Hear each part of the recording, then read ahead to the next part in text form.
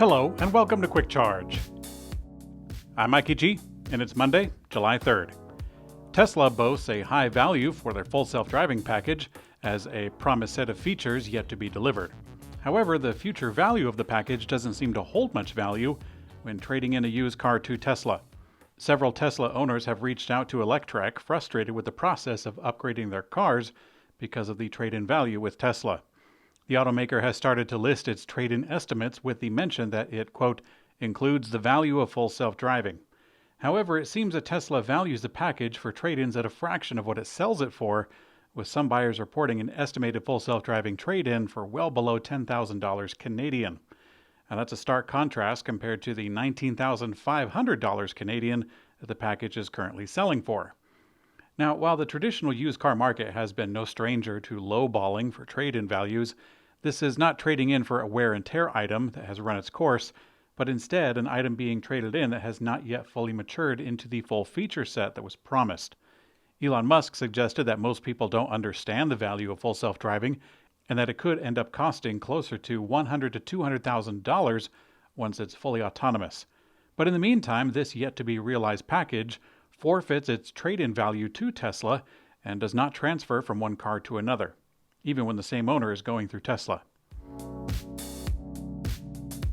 Tesla has announced its production and delivery numbers for the second quarter of 2023, and the automaker beat expectations with deliveries over 466,000 electric vehicles. Earlier this week, we reported that Wall Street was expecting another record quarter with a consensus of 448,000. Well, the company confirmed that they delivered 466,140, which is nearly 20,000 more than expected. The Model Y and 3 were, of course, the lion's share, totaling just a hair under 447,000. What's interesting is that Tesla generally references vehicles in transit for their production and delivery press release, but they didn't do that this time.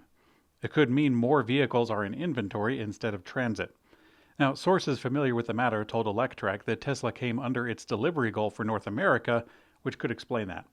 Tesla is now at 888,000 vehicles delivered during the first half of 23, and that means they need less than 1 million vehicles for the second half to achieve their annual goal of 1.8 million vehicles. Hyundai Motor North America reported their best ever IONIQ 5 sales in the month of June, with the IONIQ 6 crossing the 1,000 mark for first time. The IONIQ 5 crossover, which has been out for over a year now, sold 3,136 units in June.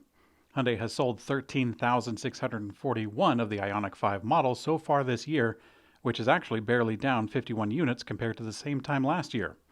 But the brand new IONIQ 6 sedan squeaked out 1,162 for the month of June, for a total of 3,245 to date. Hyundai certainly isn't alone in the EV sales boost, as we just heard about Tesla's good news, but now let's take a look at... Rivian has easily beat their expected deliveries, and things are looking up for the American EV maker.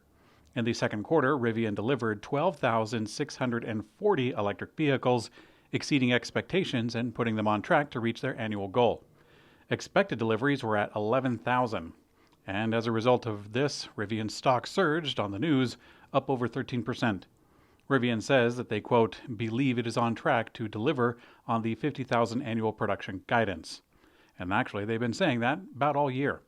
During an interview last month, Claire McDonough, Rivian's CFO, said that the EV maker was beginning to see some relief regarding supply chain issues that have plagued the industry over the past several years.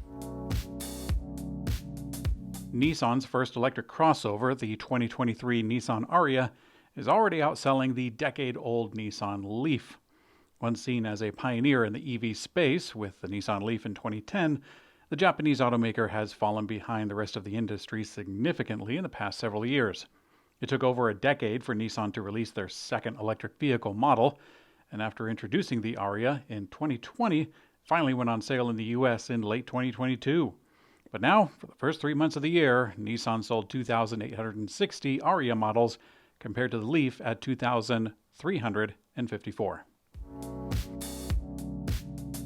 A Chinese electric car designed for battery swapping has dropped its entire battery pack on the road while driving.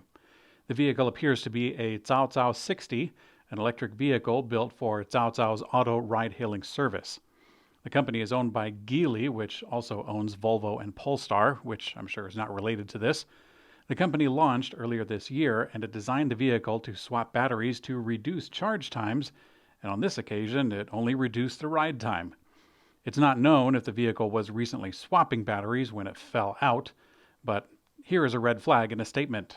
Geely claimed that the Cao Cao 60 could perform a battery swap in less than 60 seconds, or 3 times faster than a Neo electric car.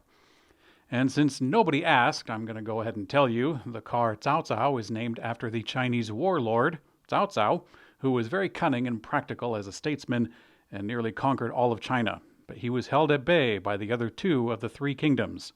In the West, we might compare him to Julius Caesar or perhaps Leonidas of ancient Greece. In today's community comment found on YouTube, a couple of you noted the difference in sound quality, and indeed, I made a mistake on Saturday. When making Quick Charge, I record out of the camera audio, which records terrible itself, and also on the microphone here that you see on screen. It wound up sounding a little bit like this, but when I was editing the show, I forgot to mute the audio that was coming out of the camera, so you were left with both the nice stuff from the mic and the bad stuff just laid on top of each other. I probably didn't notice while I was listening during the edit because I was running the air conditioner in the office. So it's a simple fix and the audio is much better, especially if you're listening on headphones. If you have Quick Charge playing on your phone speaker, just the speaker itself, there's a chance you would never notice. But I'm actually curious. Let me know in the comment section what device you're watching or listening to the show on. I'm actually confident that most or all of you are watching on a phone or a small screen of some kind, not just out of convenience, but I have goofed on the image quality in the past and I very rarely hear anyone complain about it. So I'm guessing you're on a tiny screen. By the way, we'll be out tomorrow for Independence Day, celebrating a unique blend of American freedom, including 5,000-watt electric bicycles that can throttle at 80 kilometers per hour and other things that are associated with America, for better or worse. Thanks for watching Quick Charge. I'm Mikey G, and I hope you have a great day.